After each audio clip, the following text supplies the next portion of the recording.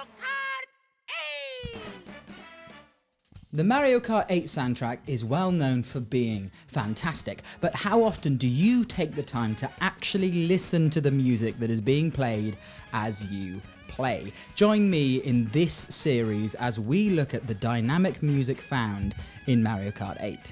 I am the Rambling Man. I ramble on about things that I love. If you enjoy this video, a like would really go a long way, and please do subscribe to the channel. And let me know your thoughts in the comments below. Right, let's get to it.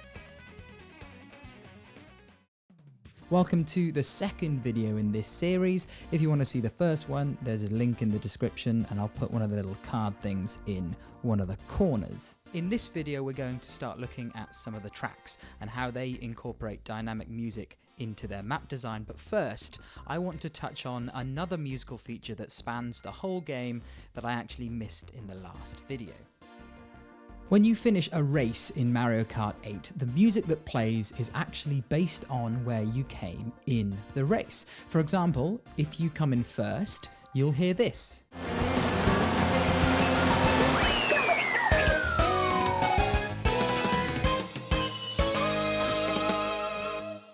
If you come between second place and sixth place, you'll hear this.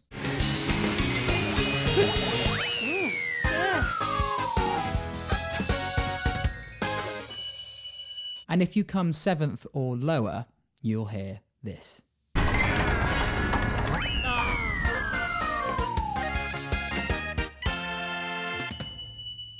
After these little jingles, you get the results screen, and the music that's played over these results is actually also dependent on your ranking. You have the more upbeat and funky track that plays if you come between 1st and 6th place, using a staccato piano and synths to celebrate your performance.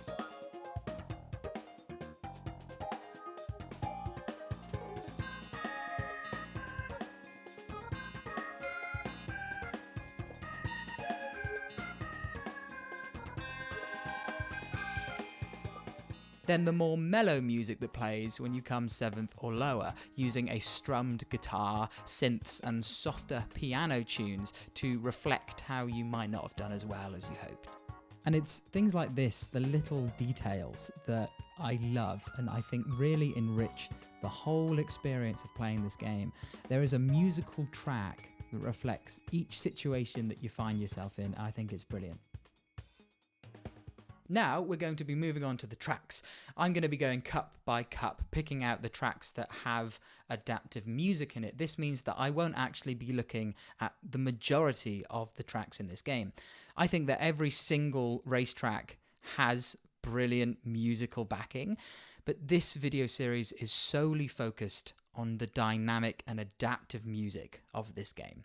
So let's start with the Mushroom Cup. There is actually only one track in this cup that incorporates dynamic music into its theme, and that is Water Park.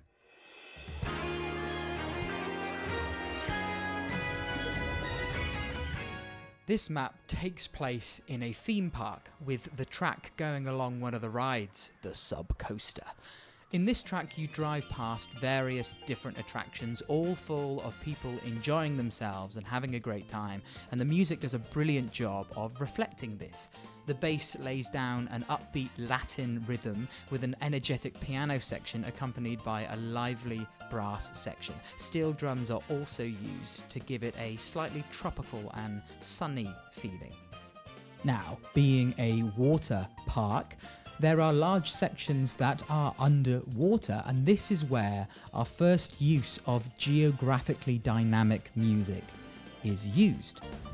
As soon as your cart enters the water, you hear the main music muffle, the brass and piano cut out completely. Instead, you hear a flute take over the tune. It's much softer and brighter. It is then passed over to this synth. The drums have toned down, still there, but much lighter. This whole shift in the music takes away a lot of the weight of the arrangement. It feels much more floaty. The tone of the music itself shifts as soon as the atmosphere around your cart changes. Now, let's watch a lap and see how the dynamic music works in real time.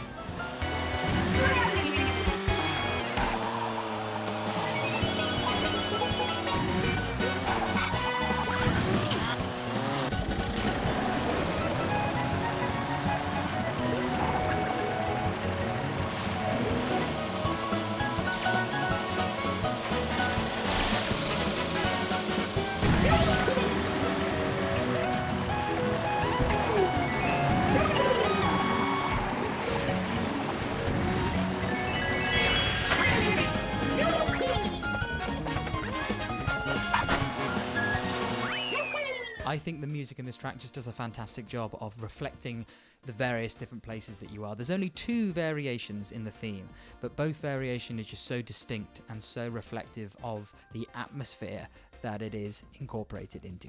So, let's move on to the next one. Next up is the Flower Cup, and again, there is only one track in this cup that actually has dynamic music in it, and that is Shy Guy Falls.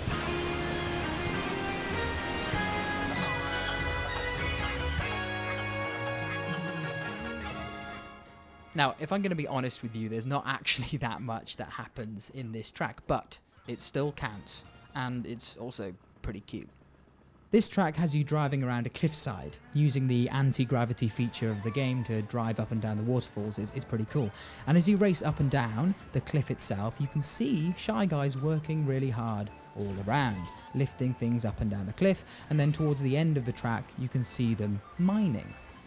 Now, the music has a slightly country blues vibe to it, and is actually in the Mixolydian mode, which is often used in blues and rock. But the variation in the music actually comes from the Shy Guys themselves.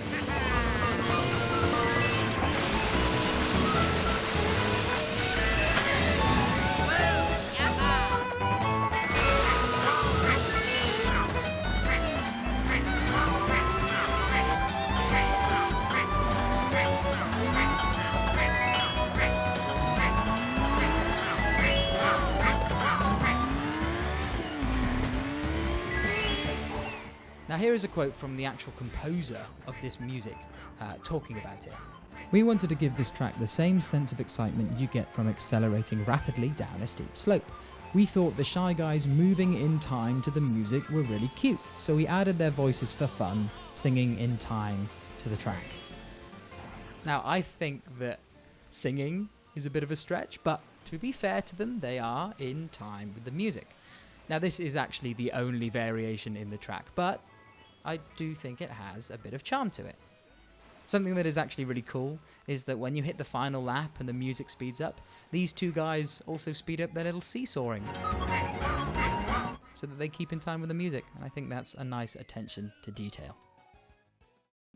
And that is the end of this video. Thank you so much for watching, guys. I'll be back next week with another installment in which we will dive into the Star Cup, which actually has 3 tracks that we can look at, all of which will probably get their own dedicated video, which is really exciting.